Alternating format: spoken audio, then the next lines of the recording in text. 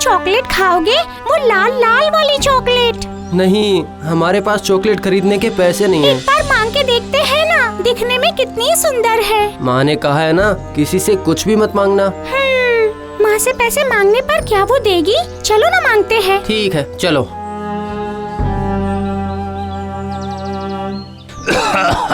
क्या हुआ आपको प्रेम काका? बहुत बुखार है, बहुत तेज बुखार है।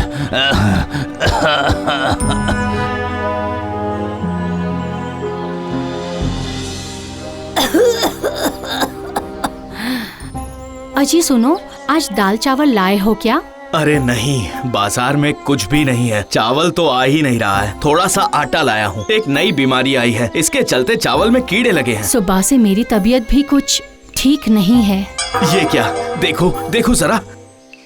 अरे ये क्या? तुम्हें तो बुखार है। चलो चलो अंदर चलो, अंदर चलो। हाँ? पापा पता है, गांव में सबकी तबीयत खराब है, सभी को बहुत बुखार है। लेकिन माँ को क्या हुआ है पिताजी? तुम्हारी माँ को तेज बुखार है। माँ को भी?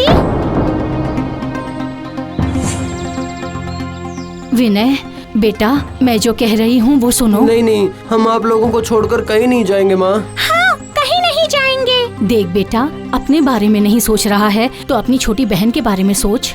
गांव के गांव उजड़ रहे हैं इस अजीब से बुखार के कारण। अगर तुम लोग बीमार पड़ गए तो मैं क्या करूंगा? चलो अच्छी बात है कि कम से कम तुम दोनों तो ठीक हो। इस बीमारी के कम होते ही वापस लौट आना बेटा। नहीं, मैं कहीं नहीं जाऊंगी माँ, मैं नहीं जाऊंगी। नहीं बहन, माँ पिताजी सही कह रहे हैं। अभी इस गांव से कहीं दूर चले जाना होगा हमें। हाँ, जब सब ठीक हो जाएगा तो हम फिर से लौट आएंगे। ठीक है? हाँ, ठीक, एकदम ठीक। चलो।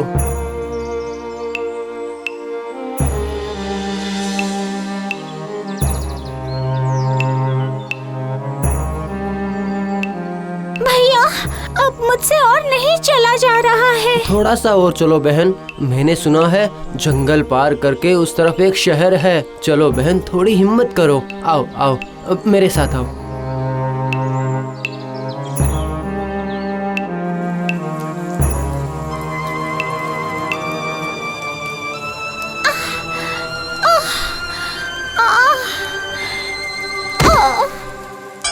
भैया, अब मुझसे नहीं चला जा रहा। क्या? लेकिन ये तो बहुत घना जंगल है। अगर रात को कोई जानवर वगैरह आ गया तो अच्छा, रुको, देखता हूँ क्या इंतजाम किया जा सकता है।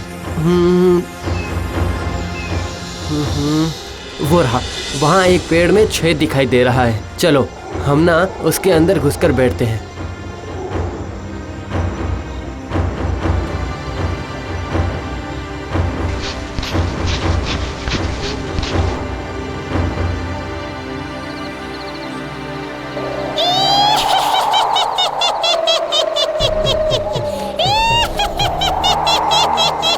सुनिए भैया, ये कैसी आवाजें आ रही हैं? चुप, बिल्कुल चुप। भैया, मुझे बहुत डर लग रहा है। डरने की कोई बात नहीं है। चुपचाप आंखें बंद करके बैठी रहो, बातें मत करो। क्यों रे, तू पूरे दिन कहाँ रहती है? हाँ, दिखती ही नहीं है तू तो। मैं तो राजकुमारी के शरीर में रहती हूँ। क्या कहा? हाँ रे ममदू, राजकुमारी के शरीर में रहती हूँ। वहाँ मैं खाना खाती हूँ, कभी कभी राजा के साथ भी खाती हूँ, पलंग पर सोती हूँ। सभी सोचते हैं कि राजकुमारी खा रही है, लेकिन असल में मैं खाती हूँ। क्या मौज है रे तेरी है? फिर रात को क्यों चली आती है? अरे नहीं, रात में तो राजकुमारी सो जाती है और उसी मौके का फायदा उठाकर मैं तुझसे मिलने आती हूँ। अरे प्रेतनी, अगर तुझे उस राजकुमारी के शरीर से बाहर निकाल दिया तो? नहीं, मुझे कोई नहीं निकाल पाएगा। पर वो क्यों? क्योंकि कैसे निकालते हैं ये किसी को नहीं पता है। कैसे? सुनो, इस पेड़ के कुछ पत्तों को अगर राजकुमारी के पूरे शरीर पर लगा दिया जाए, तभी मेरे राजकुमारी के शरीर में प्रवेश करने का मार्ग बंद हो जाएगा। वाह वाह वाह वाह वाह वाह वाह। और ये बात तो कोई भी इंसान जान ही नहीं पाएगा।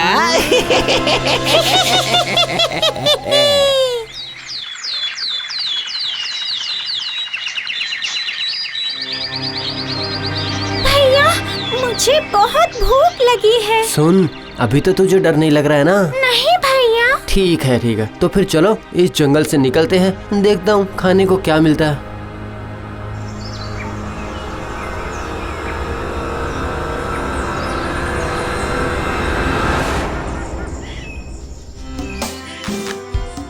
भैया, वो देखो, बेर।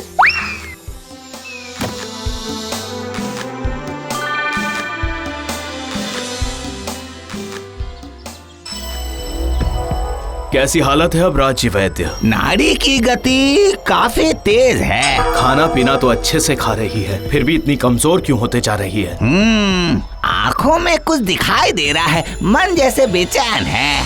हाँ, पर राज वैद्य कुछ तो उपाय जरूर होगा। देखिए महाराज, अपने ज्ञान के अनुसार मैं सारी कोशिश कर रहा हूँ, हाँ, पर कोई भी सही इलाज नहीं बता पा रहा हूँ। आपकी बेचैनी भी बढ़ रही है। मेरी एकलौती पुत्री दिन ब दिन बिस्तर पर पड़ी रहेगी, ये मैं कैसे बर्दाश्त करूँगा? आप ही बताइए। आप चारों तरफ ये घोषणा करवा दीजिए कि जो हमारी राजकुमारी को ठीक कर देगा, आप उसे उचित पुरस्कार देंगे। हाँ, सही कहा। अगर जरूरत पड़ी तो उसे राजा बनाकर उसे राजकुमारी के साथ विवाह करवा दूंगा। ठीक है, पर फिर ये सब होगा कैसे? सुनिए सुनिए सुनिए, हमारे महाराज ने कहा है कि हमारी राजकुमारी को जो भी ठीक कर देगा उसे महाराज उसकी इच्छा अनुसार पुरस्कार देंगे। सुनिए सुनिए सुनिए। भैया, सुना? चलो भैया, हम राजा के महल चलते हैं। उसके पहले जानना होगा कि राजकुमारी की बीमारी क्या है। सिपाही भाई, जरा सुनिए। क्या बात है? राजकुमारी को क्या हुआ है? राजकुमारी पूरा दिन सोई रहती है, थकी हुई रहती है। वो खाना नहीं खाती है? खाती है, पर फिर भी कमजोर है वो।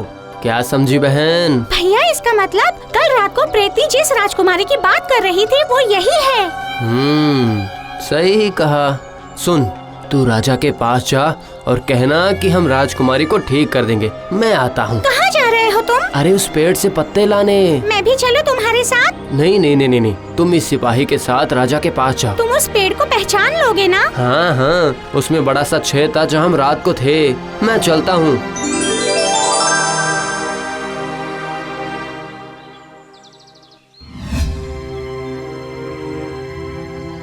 तुम सही कह रही हो। तुम्हारा भाई मेरी पुत्री को ठीक करने के लिए औषधि लेने गया है। जी महाराज, मुझसे सारी बात जानकर वो लड़का भाग गया। ठीक है, तो फिर कहाँ है वो लड़का?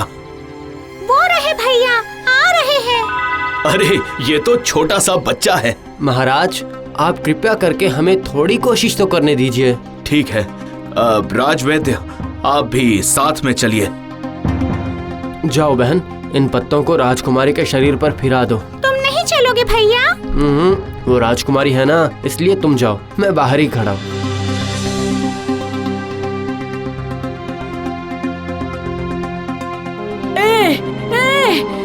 तुझे ये पत्ते कहाँ से मिले? मेरे पास बताना, मेरे पास बताना। तू नहीं आना। अरे ये क्या, ये किसकी आवाज है? तुम डरो मत बेटी, जाओ जाओ आगे बढ़ो, हम हैं यहाँ पर, हम तुम्हारे साथ हैं।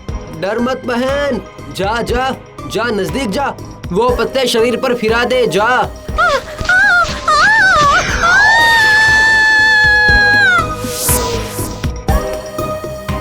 महाराज, ये भाई बहन जादू जानते हैं। राजकुमारी की नाड़ी की गति सामान्य हो गई है। आंखें भी बिल्कुल साफ दिख रही हैं। मैं आज बहुत खुश हूँ, बहुत ज्यादा खुश हूँ।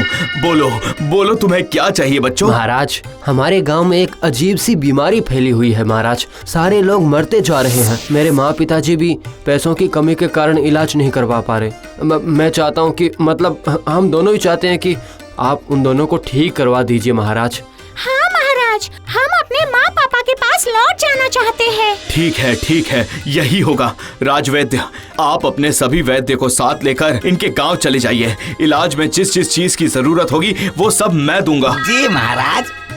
और इन भाई बहन के माँ बाप के पास जाकर उन्हें ठीक करके उन्हें किसी भी चीज की कोई कमी नहीं होनी चाहिए, इसकी जिम्मेदारी आपको देता हूँ।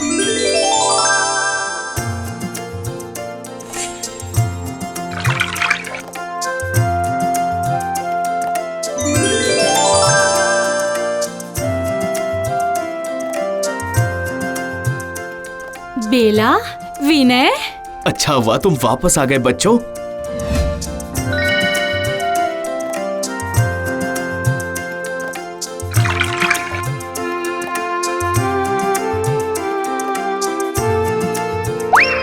ये लो, तुमने हमारे गांव को बचाया है, इसलिए ये तुम्हारे लिए।